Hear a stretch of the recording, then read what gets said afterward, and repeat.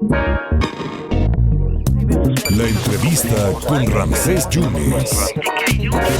Desearle lo mejor de lo mejor en ese 2023 a una extraordinaria periodista, analista política, doctora, que conoce, y vaya que si conoce las entrañas de las iglesias, y que yo la disfruto muchísimo, la leo y la disfruto mucho con Eduardo Ruiz Gili, y por eso es importantísimo que usted conozca su opinión, su punto de vista de alguien que conoce perfectamente la trayectoria de Benedicto XVI, que ha fallecido, y como usted bien lo sabe, el fin de semana pasado los 95 años de edad, y que lo enterrarán el próximo 5 de enero. Doctora Mónica Uribe, muchas gracias por la oportunidad de platicar con los veracruzanos en el 97.7, 101.1 y 103.9 hasta los Tuxtlas. ¿Qué legado nos deja Benedicto XVI, un papado de claroscuros? ¿Cómo lo ve usted, doctora? Muchas gracias. Pues la verdad es un pontificado de transición.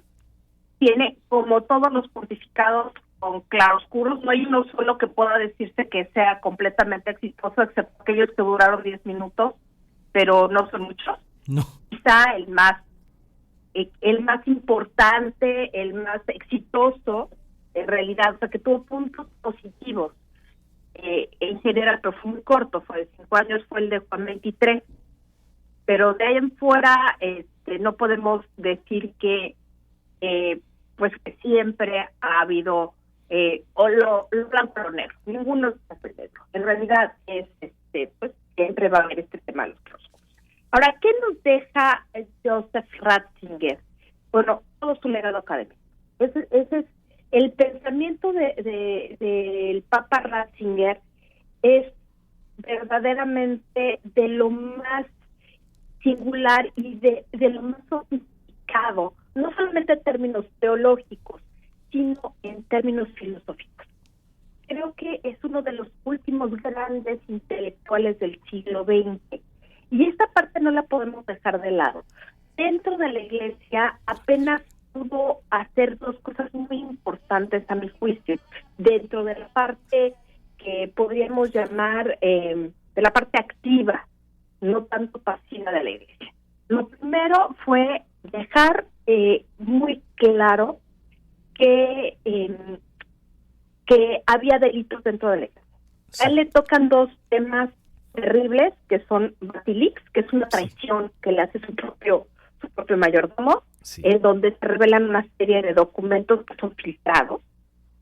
Y por el otro lado, también está el tema de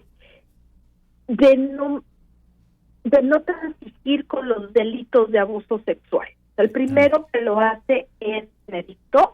Benedicto finalmente pone las primeras piedras para empezar a analizar qué se va a hacer con este tipo de delitos, cómo se van a impedir y cómo se van a castigar. Es el calvario, por así decirlo, para los depredadores sexuales dentro de la Iglesia. Es un punto, ¿no? Y lo segundo, es una parte más personal, reconocer que ya no es el hombre que puede llevar a buen puerto los derroteros de la Iglesia. Es decir,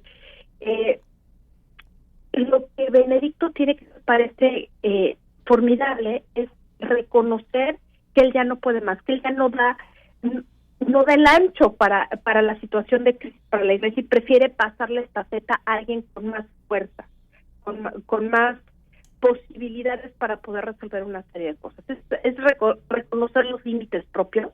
Creo que es una de las grandes cualidades del Papa Ratzinger, del Papa Benedicto XVI. Un hombre muy cercano a Karol Wojtyła, al Papa Juan Pablo II, un hombre muy fuerte, muy docto, muy serio, muy disciplinado en los dogmas de la fe, en las encíclicas, pero además reconociendo que perteneció al partido nazi porque le obligaron. Si no pertenecías, pues prácticamente era un futuro nada alentador. Y él hace un lado al padre Marcial Maciel de los Legionarios de Cristo, doctora. Bueno, hay dos temas aquí. O sea, en Alemania, en 1940, un chico de 12, 13 años, pues no puede elegir mucho, ¿no? Claro. Y bueno, él mismo puede ser actor del ejército alemán, porque sí sirvió dentro del ejército, ya dentro de las fuerzas últimas de defensa, ¿no? Claro. Hacia 1945, y fue preso por los aliados, luego fue ya lo liberaron y fue a donde tenía que estar, porque todo el tiempo, básicamente, en la época de la guerra, estuvo en el seminario menor.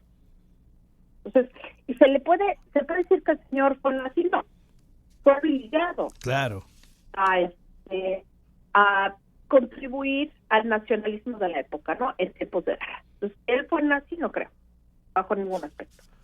Que era un hombre sumamente intelectual y que ya de mayor genera una filosofía política en donde, por cierto, poco conocida, pero muy importante, porque él establecía los puntos medios de hasta dónde podía llegar el Estado y el gobierno y hasta dónde podía llegar la sociedad civil y hasta dónde podía llegar la iglesia, ¿no? Claro. Entonces, es un pensamiento equilibrado.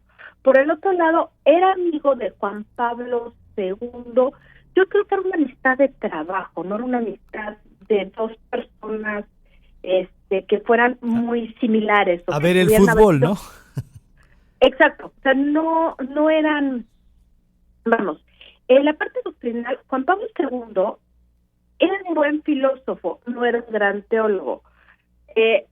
Joseph Ratzinger, como cardenal, seguía teniendo una trayectoria académica. Los dos habían sido profesores, pero era mucho más profundo, por así decirlo, Ratzinger que Wojtyła. Entonces, yo creo que para Juan Pablo II,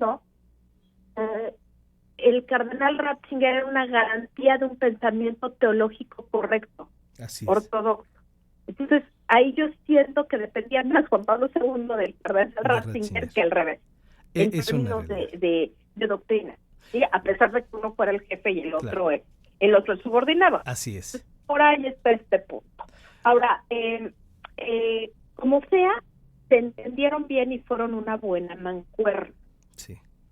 Pero eso no quiere decir que el futuro Papa Benedicto XVI se subsumiera absolutamente. Es más, no era cercano al grupo, a la camarilla cercana al grupo compacto del Papa. De Juan Pablo II, no era cercano. Había mucho conflicto. No con el Papa, sino con el grupo cercano.